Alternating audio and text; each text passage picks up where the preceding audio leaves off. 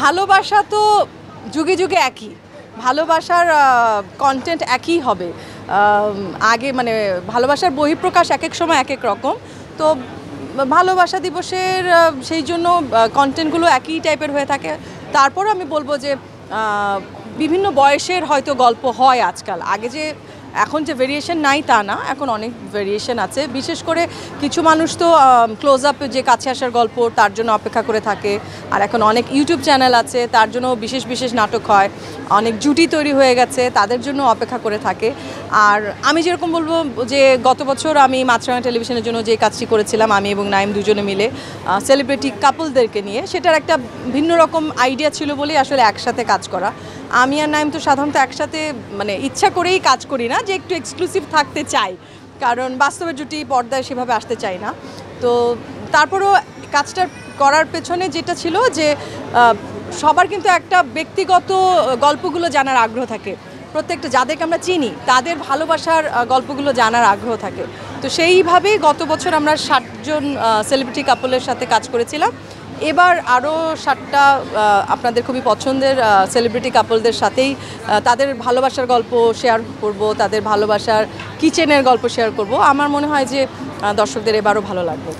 আমার আর নাইমের সত্যি কথা বলতে গেলে আমাদের দুজনের সবচেয়ে বড় মিলের জায়গা যদি বলি, সেটা হচ্ছে পরিবারকে সবার আগে প্রায়োরিটি দেওয়া।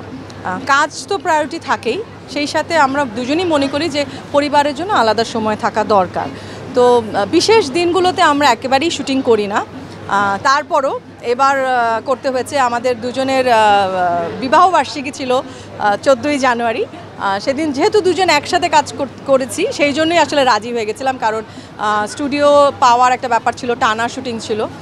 তো একসাথেই ছিলাম সারাদিন, 2-3টা কেক কেটেছি, ভালোই লেগেছে, অন্যরকম ফিলিং।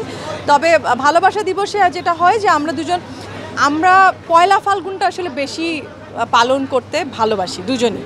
একটু চারুকলায় যাওয়া, একটু হলুদ শাড়ি, মানে আমার কাছে পয়লা ফাল্গুনটা বেশি টানে। তারপরেও ভালোবাসা দিবসে দেখা যায় যে হয়তো একসাথে ডিনার করি আমরা, কখনো ঘরে কখনো বাইরে কোথাও গিয়ে। এই তো আমার রান্না সত্যি কথা বলতে গেলে ভ্যালেন্টাইন্স ডে থেকে ঈদের সময় এবং অন্যান্য জন্মদিন এই দিনগুলোতে বেশি হয়। ভ্যালেন্টাইন্স ডেতে আমরা চেষ্টা করি যে আমরা দুজনই খেতে পছন্দ করি, তো দুজনই একসাথে কোথাও গিয়ে খেলাম এরকম।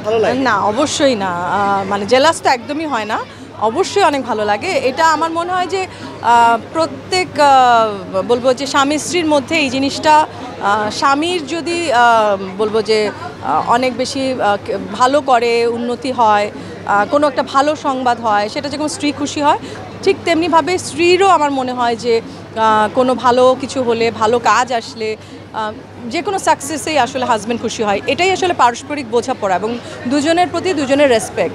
তো নাইম ওটিটিতে মাশাল্লাহ ভালো ভালো কাজ করছে, ভালো ভালো কন্টেন্ট, সবার কাছ থেকে অনেক সাড়া পাচ্ছে, রিসেন্টলি অ্যাওয়ার্ড পেলো, উপস্থাপনা করছে, তা আমার তো বেশ ভালো লাগছে।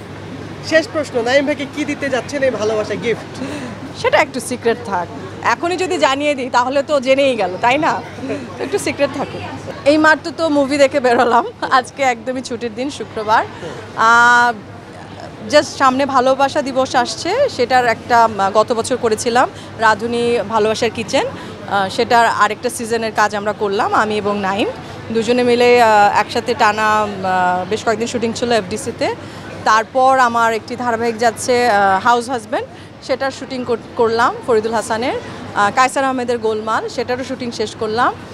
আর এর সামনে কয়েকটা সিঙ্গেল নাটকের কাজ করার কথা, আর ঈদও চলে আসছে। তো সব মিলিয়ে আসলে ঈদ, একটু ভালোবাসা দিবস প্লাস ধারাবাহিক যেগুলো সেগুলোর কাজ।